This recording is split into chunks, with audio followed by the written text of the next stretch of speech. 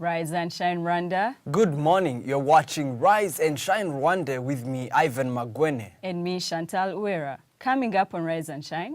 In our story of the day, we compile for you the latest out of the African Union Summit in Kigali. And we look at highlights from Ferwaba's 2016 All-Star Game. It's Motivation Monday as we bring you a 2-minute quick workout. Well, all that and more still to come, but first of all, we get to meet the rest of the team. Good morning, Stephen. Good morning, Ivan. How you doing? It's Monday. Yeah, it's Monday for real. And any plans? How was your weekend, by the way? Well, it was a good weekend. Any events you managed to attend maybe out there? Well, there wasn't much to attend, but as usual, there's always news. I mean, this is a season for transfers and looking for players. Clubs are really looking for. All right, good morning, Chantal. Good morning, Ivan. Well, today I'm going to be doing this show with you on this same seat. I know, right? It's so unfortunate that Peace is not feeling well, but she'll be back very soon. Well, we wish her a very quick recovery. Well, we'll be bringing you all the latest news making headlines here in Rwanda and across the world. Now starting off with our first local story. The national carrier, Rwanda, will begin flights to Harare, Zimbabwe beginning January next year as it continues to execute its expansion program by adding 6 more destinations on the African continent. In February, John Mirenge, Rwanda's chief executive officer, said the airline planned to open new routes to Abidjan in Cote d'Ivoire, Harare in Zimbabwe, Lilongwe in Malawi, Cotonou in Benin, Khartoum in Sudan, and Bamako in Mali. One would say it's been quite a tremendous growth for Rwanda. And looking at it, I would want to start off, especially with Chantal, who's been giving us a little bit of more insights into this growth. Why at this time, and what are we expecting out of this same expansion? Well, it has been quite a journey for Rwanda, and I think we should applaud John Mirenge for what he has done for the company. This means that Rwanda is going to explore more parts of Africa. It's actually wonderful that we are going in Africa. Just last week, I was reading about Rwanda flying direct to Mumbai. This will even decrease the price of tickets, so people will not have to stop over every time. So this is so wonderful. I can't wait. I think the AU is doing something. Stephen? Well, each particular country has some unique contributions it can give if in case of a partnership. Because we have the West Africans who are ahead in, let's say, fashion, and we have maybe fashion practitioners here interested in going to West Africa, then business. And when you see Harare, Zimbabwe, they have a lot of national parks, tourism. So these are deals that Rwanda is said to benefit from, because if an airline flies there, then other sectors come in, like hotels. This even makes it easier for other people, other Africans, to come into Rwanda straight. Okay. Sure. All right. Moving on to our second story, the International Criminal Court has come under fire at the ongoing African Union Summit for allegedly failing to uphold principles of the international justice system. The Hague-based court was accused by the AU officials of bias toward African countries and lacking fairness. Dr. Joseph Chilengi, the presiding officer of the Economic, Social and Cultural Council of the Union, said that the ICC has failed to adhere to international justice system. What does this mean? The AU has come and it has put the ICC out there. On the spot. To be honest, I think for quite some time we've been having particular criticism from different presidents, but not specifically from officials from different regions or even the African Union. And for somebody like this person to come out and condemn the International Criminal Court, and also had a few comments from Louise Mushikiwabo about also Bashir coming to Kigali, and what does this mean, and the fact that they're not going to respect the ICC's arrest warrant. She was very clear with that, and this also shows you, saying that it is very obvious that the ICC does play political games around these same issues, especially when it comes to handling African issues. So I think it is time that the International Criminal Court opens up ears and gets to listen to these comments, because I see something in a long term that they're going to put down this same court or they might sign out of this same court. Countries are leaving. Okay, we saw the case that was there with Kenya.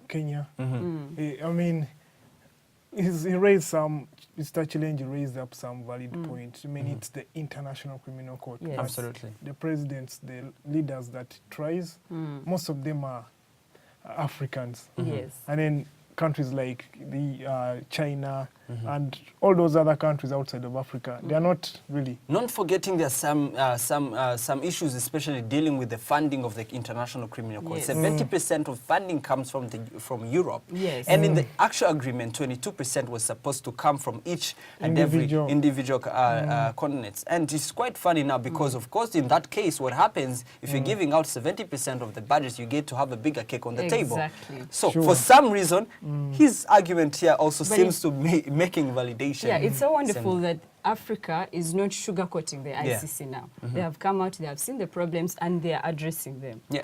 Well, it's a very big debate we can have on this same court looking at it. Now, moving on to our other story. Morocco sent a special envoy to lobby African leaders to rejoin the African Union 32 years after it left in a row over Western Sahara. Tayyip Fassi Fahir met Kenya's President Uhuru Kenyatta in Nairobi and said Morocco wants to rejoin the African Union without any preconditions. Now, Morocco claims Western Sahara as part of its territory, much of which has occupied since 1975. But the African Union recognizes Western Sahara as an independent state. Morocco coming back and saying, we do want to be part of the African Union. We do want to we want to be part of this bigger organ. Quite very, unexpected At the same decision. time, the Sahara is not Sahara. independent. They And are just still as we claiming report, the president of Western Sahara is already in the country attending the African Union. Exactly. So, Okay. quite a decision. What is specifically this same Morocco trying to I think gain? it's so much to ask for to come back without any preconditions. Yeah. Because we've had these battles of these small countries Yes. wanting independence from bigger countries and them bigger countries not relenting. So I think asking for coming back without preconditions, It's too much to ask for. It's too much. I also think Well, let Morocco them- should do something before they come back to the AU, because this means that anyone can leave anyhow, and then they can come back anytime, anyhow. Yeah. So my question also would be looking at the status quo, which already makes Western Sahara become a member of the African Union. If that is the case, why would Morocco come back yet it is still the same case? Would they go over their decision and say, well, we now agree that Western Sahara is an independent state? Does joining back the African Union mean that Western Sahara is granted its independence from, As an independent Well, state. from Morocco? I think the African Union should approach this, try to talk to to Morocco and see where it goes. Yeah. Because this makes it complicated. And there should be a vote. People should actually say, we need Sahara to be independent, or Sahara can be part of Morocco. Then we can go with the majority. Now, moving on, of course, the international story, Chantal. Yes, Turkey has detained 6,000 people over Friday's failed coup, and the number is expected to rise further, Justice Minister said. The sweep has included high-ranking soldiers and 2,700 judges. More than 50 senior soldiers were detained in the western province of Denizli. On Sunday, Mr. Bondzag described the arrest as a cleanup operation. At least 265 people were killed in the clashes as the coup failed. What is this we are hearing? The Turkish people have just built a convention center and they're planning a coup? What is this? I know for some reason I felt like Rwanda has been in good terms with Turkey. But of course, those are their domestic matters. But let's mainly focus on the coup. I think, of course, it was a very unexpected weekend for the Turkish and also for Erdogan, who's the Prime Minister of Turkey. And for me, I think this actually kind of shows you although Turkey is growing, if you look at its economic growth, Turkey is doing a tremendous job, but also remains a question of the democracy in Turkey. Democracy and security, all this is sparking off. Yes, Erdogan is more threatened than ever because of the army. This is an army that has failed to do the coup, and I'm pretty sure he's a very, very once I would say he's a guy that never goes back his words. He said these same people that try to do this, they're gonna pay. And trust me, these people are gonna pay. And they've already been imprisoned, you can imagine the officials. Some analysts have said that there's a big network. Yes. I mean, there's a lot of infiltration, and still more people are yet to be brought to book concerning this coup. Yes. So you wonder how it's going to turn out, because The surprise also is known the fact that also Turkey, this is not the first time they're having a coup, a military coup. They've had 4 of them. At least this shows you that in one or the other, anything is possible as for now. But for now, there's no coup. Now moving on to the other story, the Tunisian man who drove his lorry into crowds of people in Nice researched the routes in the days before the attack, the French media have reported. Now the reports say Mohamed Lahouj Bahol drove through the seafront prominent area of the French city on Tuesday and Wednesday in preparation. More than 80 people died when he plowed his vehicle into people celebrating Bastille Day on Thursday. 6 people are being held in connection with the killing. One would say this had to be a very big, bad start for the French people, especially celebrating such a big day as the Bastille Day. And now that they have been going through these terrorist attacks, it's terrible. Yes, but anyways, there's this something especially with the terrorism acts, especially in a country like France where security is maximized? Well, the ISIS have come to say that he was fighting on their behalf. But reports about this man say he was a loner.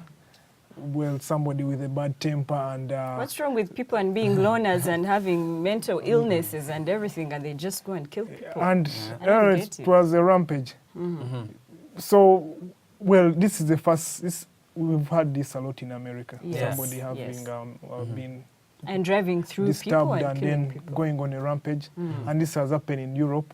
So, okay, it's been investigated. Some sources say that he might be linked to the... ISIS. Yes, but then people who've been following, he wasn't even on the target he wasn't even on the list of people who were suspected. So we wonder if he had some health issues or... I think it's you know, people are so clever. I think they'll use the least expected person. So if he knows he's on the list, he will definitely not be out there. So they'll take the vulnerable people and use them. But again, this shows the vulnerability of maybe France and other countries to such unpredictable attacks. Because it's never happened. And of course, this has triggered Brazil also. This has triggered Brazil to tighten up their security, especially actually the whole Europe and Americas should tighten up their security. Absolutely. And of course, that's all we had for your stories. But be sure to catch more stories if you visit our different social networks. We'll be back shortly with the story of the day.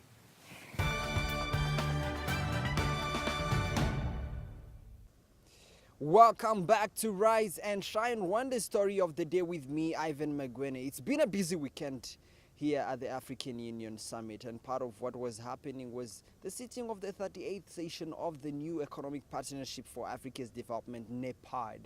And part of what they were looking into was the mechanisms that could help boost Africa's economy, particularly focusing on industrialization. How best can Africa become industrialized in the next few years to make sure that we boost the economies around different regions? And here is a little bit of insights of what was happening on Saturday. Heads of state called on new partnership for Africa's development to leverage efforts in the improvement of industrialization and the continent's electrification programs through emerging and existing trading blocks. With special focus on agro-processing industries, information and communication technology, and the increase in human capital development, the heads of state led by Senegal President Macky Sall, NEPAD chairperson, resounded the need to reorient policies into strategies that can help Africa's economy grow sustainably. The 35th session of NEPAD that has gathered here in Kigali has at least 20 member states of the African Union subscribed to its agenda, which according to leaders should be holistic and drive a number of investment plans encompassing the entire continent through the involvement of private sectors. Established in 2010, NEPAD has seen a number of development projects that saw the creation of bodies like the Presidential Infrastructure Champion Initiative, which under the leadership of President Kagame saw the role of fiber optic East African Community five countries cable in 2013. According to Konsana Dlamini Zuma, the chairperson of the African Union Commission, now is the time for NEPAD to bring to the fore industrialization and other development aspects that can lead to the realization of the African Union Agenda 2063. There you had it, but also later on we also had the Minister of Finance for Rwanda talking about different mechanisms that are going to be used in financing different projects in the African Union. He particularly also focused and made a very clear point that most of the African Union projects are going to be 100% funded by the African Union, and here's a recap of what he had to say. And meaning that actually there wouldn't be any issue because it's not combined with the normal budget resources of other activities in government. So this will be automatic.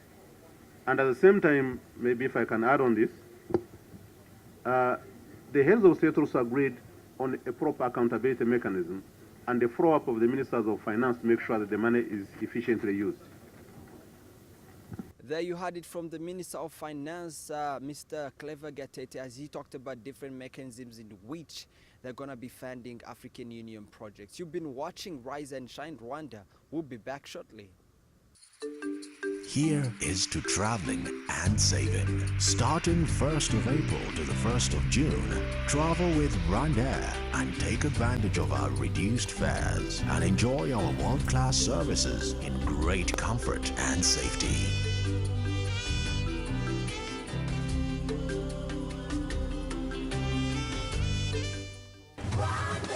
Fly our dream to the heart of Africa. Welcome back to Rise and Shine. It's now time for your business stories with me, Chantal Uwera.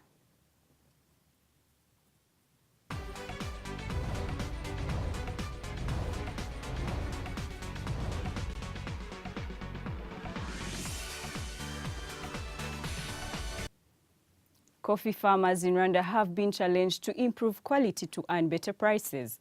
Angelique Karichezi, the managing director of Rwanda Smallholder Specialty Coffee Company, said farmers must observe proper agronomic practices and improve bean handling along the value chain.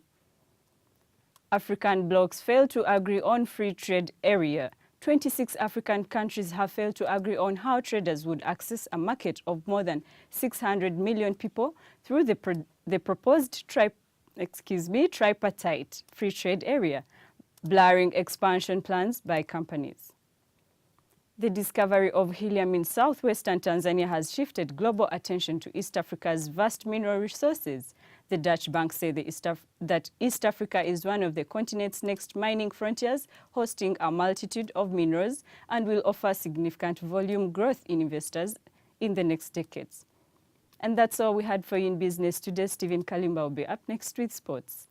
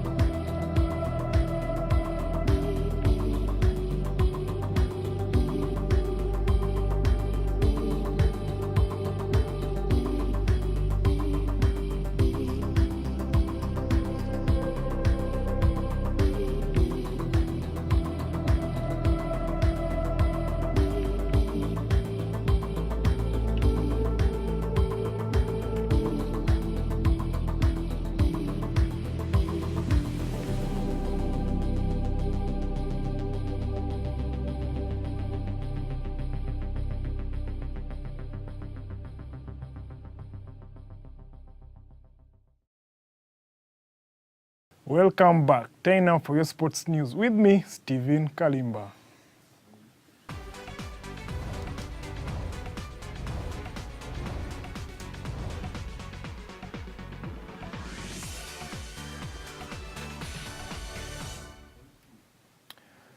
Minisport signed 3-year partnership with Special Olympics Rwanda. The Ministry of Sports and Culture has signed a 3-year partnership with the Special Olympics Rwanda at the ministry headquarters at Stade Amahoro, Remera. The partnership launches a commitment to improve the lives of individuals with intellectual disabilities in the country. It is also aimed at expanding opportunities for people with intellectual disabilities in the areas of sports, health, and education. And in the La Liga, Lionel Messi signs another contract with Barcelona. Barcelona have agreed a new contract with Lionel Messi's fathers, handing Barcelona a massive boost ahead of the start of the new La Liga season. This is according to Spanish media site Mundo Deportivo. Messi will sign until 2021. Messi's new contract at the Nou Camp expires in 2018. And in international boxing, Deontay Wilder wants to fight Tyson Fury and Anthony Joshua after retaining his WBC heavyweight title with a technical knockout against Chris Arreola. The American, who is 30 years old, dominated Arreola, whose corner stopped the fight after 8 rounds in Birmingham, Alabama. That came despite Wilder suffering a suspected broken arm and torn bicep. After the fight, Wilder said he wanted to unite the boxing division. He said, and I quote, "Of course, I want the Furies. Of course, I want the Joshuas. But the question is, do they want me?"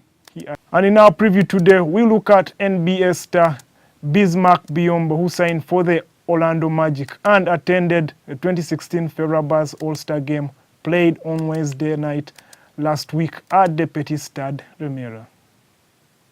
Many efforts have been taken to develop the game of basketball this year, and it went a notch higher with the Rwanda Basketball Federation hosting NBA star Bismack Biyombo to the All-Star Game featuring the Patriots All-Star and the Biyombo All-Stars.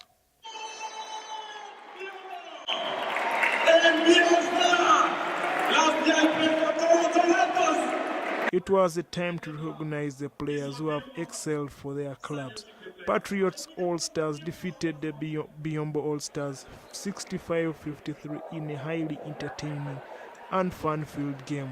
The forward, whose journey to the NBA saw him go through Africa, Asia, and Europe before being spotted by the NBA scouts in the USA, had a moment to share with the crowd and players about the game. Excited for basketball in Africa because I believe there is hope for Africa. You know, there is hope, and I'm really excited for the future. But one thing you gotta remember, guys, you always gotta have a belief. You always gotta have a belief. You always gotta work hard. As long as you work hard and you have a belief, something good always gonna happen. Something good always gonna happen. Just remember that. This game was to receive our friend from DRC, who is playing in NBA, and also it was opportunity for us and for Rwanda basketball youth to see someone from Africa who is playing in NBA. That was the main reason to invite him and come and see what we have in basketball, and he gave us some advice how we can improve our basketball through development, through grassroots, and also talk to the players, where he came from and where he is now, and maybe it can help them to grow up and work hard. Oh, this year actually basketball was improving because of many teams and also the improvement of the game. When you look at last year and compare to this year, basketball was in a high level because of there is 2 reasons. IPRC South and IPRC Kigali and also Patriots. Those three teams has improved our game, and also, of course, the crowd. Biombo, who signed with the Orlando Magic after a successful season with the Toronto Raptors, whom he helped make the NBA postseason playoffs, conducts several charity programs back home as a way of giving back. And this was just one more opportunity, and he wishes to offer more. This is one of my goals, but I have bigger goal. You know, it's always a higher stage in your career and personal goals. You know, once you reach a goal, there's another goal. Is more things that you look to accomplish and achieve. So with all that being said, is yes, I've accomplished one thing, but I've got a lot more to go, and I'm just excited about the process, because what I can actually accomplish years from now would be just about amazing that I can think of myself on and off the basketball court. You can't just be a basketball player that put on a jersey. You got to be more than a player that just get out there and put on a jersey. Off the court, you got to find a way to impact as many lives as possible and give hope to a lot of guys, and obviously get to help and give back. It's great. It's great. So again, this was Orlando's gonna be great. We're gonna be great. We're gonna be great, man. I'm excited for the season. With the FIBA Africa Under-18 Championships coming up, this was a boost for the Rwandan team who are hosting. Stephen Kalimba, Rise and Shine Rwanda.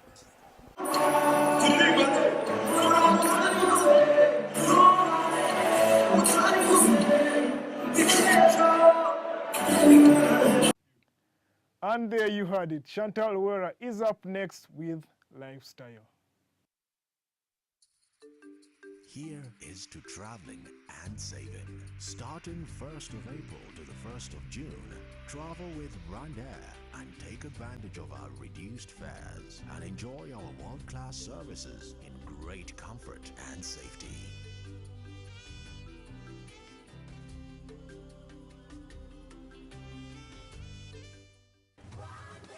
Fly our dream to the heart of Africa. Welcome back. It's now time for Lifestyle with me, Chantal Uwera.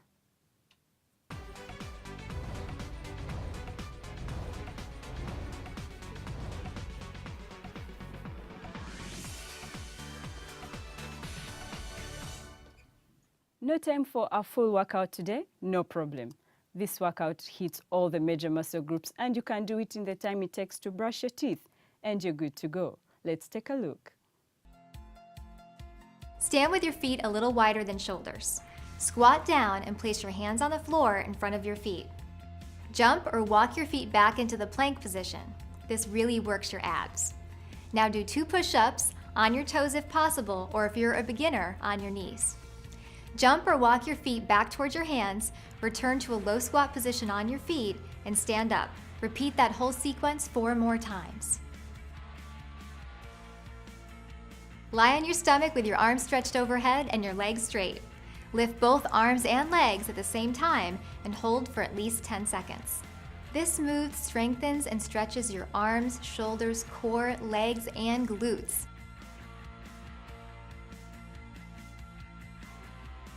Lie on your back with your knees bent to 90 degrees. On an inhale, slowly move your knees to the right, then exhale and return to the middle. Do this 5 to 8 times. And that's all we had for you today, but don't forget, we love to hear your thoughts, comments, and feedback on what we are talking about here at Rise and Shine Rwanda. Tweet us at Rise and Shine RW. Like us on Facebook and send us your ideas for the program. Check out our Rise and Shine YouTube page and please subscribe. Do not forget to check out our website at riseandshinerwanda.rw. Do check out our Instagram page. We do love to see your pics. And finally, we have a Snapchat page. Please go and follow. Yes. Well, that's all we had for you. We hope you enjoyed the show as we did. My name is Ivan Magwene. And I'm Chantal Uwera. All right. We'll be at same time, same place tomorrow. Do join us then. But for now, it's goodbye. Goodbye. Bye-bye.